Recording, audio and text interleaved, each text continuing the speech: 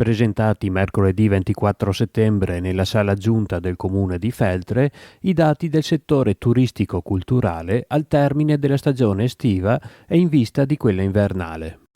Oggi abbiamo presentato un po' la situazione così della fine estate del comune di Feltre. Abbiamo visto attraverso dati oggettivi che c'è un aumento del turismo, un aumento delle visite ai musei, quindi turismo e cultura parallelamente vanno con un incremento, seppur non, ma comunque un incremento, e quindi siamo soddisfatti. L'amministrazione in sinergia con tutti gli altri enti del territorio sta lavorando in questa direzione, che è una direzione che comporta soddisfazione per i cittadini soprattutto.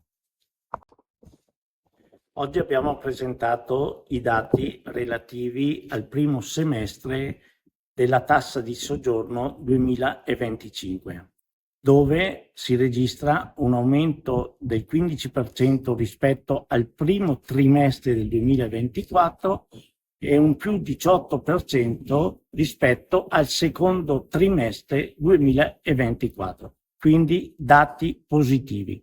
Spiace che ci sia stato negli ultimi tempi una interpretazione dei dati che danno un'immagine negativa della città e del territorio, e questo è poco rispettoso nei confronti degli operatori del turismo che con impegno, passione e tanti sacrifici stanno lavorando per la città.